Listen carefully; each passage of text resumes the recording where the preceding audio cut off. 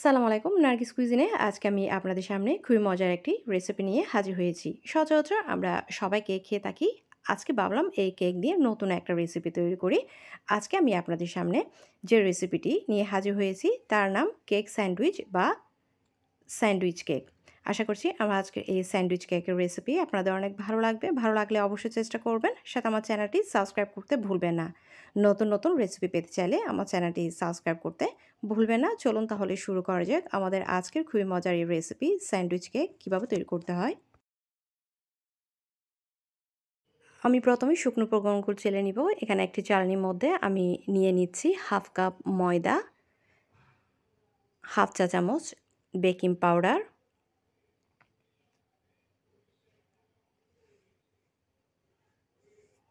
দিয়ে দিচ্ছি 1 চিমটি করে লবণ, দিয়ে দিচ্ছি 1 টেবিল চামচ কোকো পাউডার। এখন সব উপকরণ আমি খুব ভালো করে চেলে নিচ্ছি। চেলে নেওয়ার পরে এই শুকনো উপকরণগুলো একটি স্প্যাচুলার সাহায্যে সব ভালো করে মিশিয়ে নিচ্ছি। এখানে আমি রুম টেম্পারেচারে 2টা ডিম নিয়েছি। সাথে দিয়ে দিচ্ছি 1/3 কাপের চেয়ে একটু করে কম চিনি। চিনিটা আপনাদের টেস্ট অনুযায়ী বাড়িয়ে দিতে পারবেন বা কমিয়েও দিতে পারবেন। এখন একটা হ্যান্ড হুইস্কের সাহায্যে খুব ভালো করে ফেটিয়ে নিচ্ছি। কালারটা চেঞ্জ হয়ে যাওয়া পর্যন্ত আমি 15 মিনিটের মতো ফেটিয়ে নিয়েছি। এখন এখানে দিয়ে দিচ্ছি 1 টেবিল চামচ রান্নার তেল। রান্নার তেল দিয়ে আমি 30 থেকে 40 সেকেন্ডের মতো আরেকটু করে ফেটিয়ে নিচ্ছি। আমার ফেটিয়ে নেওয়া হয়ে গেছে। এখন এখানে আমি অল্প করে সব শুকনো উপকরণগুলো 2 থেকে 3 বারে আমি একসাথে মিশিয়ে নিচ্ছি। আমার মিশিয়ে নেওয়া হয়ে গেছে। দেখুন এর কনসিস্টেন্স এরকম হবে। এখানে আমি তেল ব্রাশ করে রেখে দিয়েছি। এখন তেল ব্রাশ করা এই থালির উপর আমি এই কেকের ব্যাটারটুকু ঢেলে দিচ্ছি। ঢেলে দেওয়ার পরে আমি একটা স্প্যাচুলার সাহায্যে সব পাশে একটু সমান করে একটু লেভেল করে দিচ্ছি। চুলায় আমি আগে থেকে একটি হাঁড়িতে স্ট্যান্ড বসিয়ে আমি 10 মিনিট গরম করে রেখেছি। এখন এই হাঁড়ির মাঝে আমি কেকের এই থালিটা এখানে বসিয়ে দিচ্ছি। বসিয়ে দেওয়ার পরে আমি ঢাকনা দিয়ে ঢেকে দিচ্ছি। তার উপরে একটি শিলপাটা দিয়ে দিচ্ছি যাতে ভেতরের বাতাসটা বাইরে বের হতে না পারে, এবং চুলা আঁচটা একদম লোতে রেখে আমি এই কেকটাকে বেক করব 20 থেকে 25 মিনিট, এবং চুলা আঁচটাও আমি আপনাদের দেখিয়ে দিচ্ছি। একদম লো আঁচে রেখেছি। এই তো 20 থেকে 25 মিনিট পর আমাদের কেকটা পুরোপুরি রেডি হয়ে গেছে। আমি একটি টুথপিক ঢুকিয়ে চেক করছি। টুথপিকটা যদি ক্লিন আসে তাহলে বুঝবেন আপনাদের কেকটা রেডি হয়ে গেছে। আমার কেকটা রেডি। এখন আমি এই কেকটাকে নামিয়ে খুব ভালো করে ঠান্ডা করে নিচ্ছি।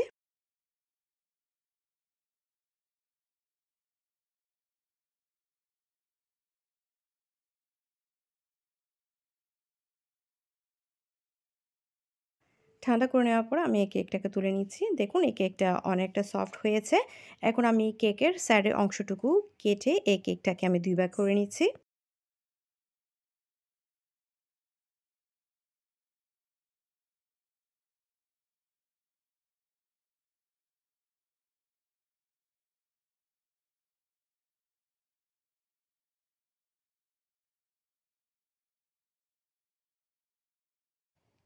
কেক করে নেওয়ার পরে কিছু হুইপ ক্রিম আমার এক্সট্রা রয়ে গিয়েছিল। ওই হুইপ ক্রিম আমি ডিপ ফ্রিজে একটি এভাবে এয়ারটাইট কন্টেনারে আমি সংরক্ষণ করে রেখে দিয়েছিলাম। এখন ডিপ ফ্রিজ থেকে আধা ঘন্টা আগে আমি এই হুইপ ক্রিমটুকু ফ্রিজ থেকে বের করে নিয়েছি। এখন এই হুইপ ক্রিমটুকু আমি একটি বিটারের সাহায্যে খুব ভালো করে 1 মিনিটের মতো আরেকটু করে বিট করে নিয়েছি।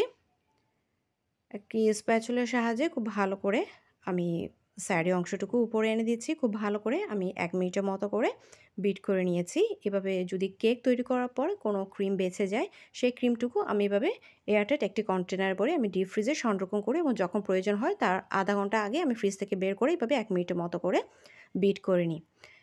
এখন বিট করে নেওয়া এই হুইপ ক্রিম আমি কেকের একটি অংশের উপরে আমি এভাবে একটি স্প্যাচুলার সাহায্যে খুব ভালো করে চারপাশে ছড়িয়ে দিচ্ছি।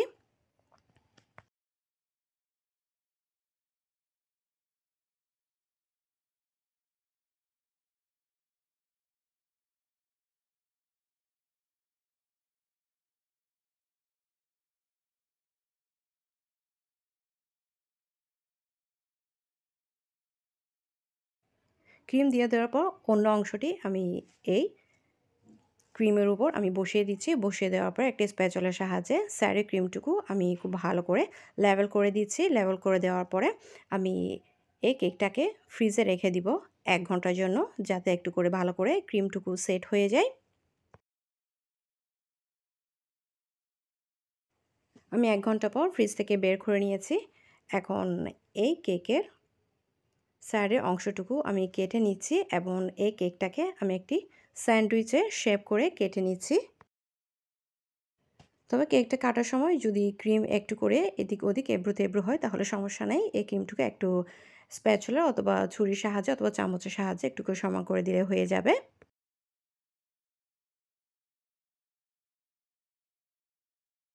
এবং কেকের সাইডের অসমান অংশটুকু আমি কেটে নিচ্ছি। এভাবে করে আমি সব কেক স্যান্ডউইচের আকারে কেটে নিচ্ছি। আশা করছি আমার আজকের খুবই মজার এই স্যান্ডউইচ কেক বা কেক স্যান্ডউইচের রেসিপি আপনাদের অনেক ভালো লেগেছে। ভালো লাগলে অবশ্যই চেষ্টা করবেন। এরকম আরও নতুন নতুন রেসিপি পেতে আমার চ্যানেলটি সাবস্ক্রাইব করতে ভুলবেন না। আমার পরবর্তী রেসিপিগুলো দেখার নিমন্ত্রণ জানিয়ে আমি এখানে শেষ করছি। আল্লাহ হাফেজ।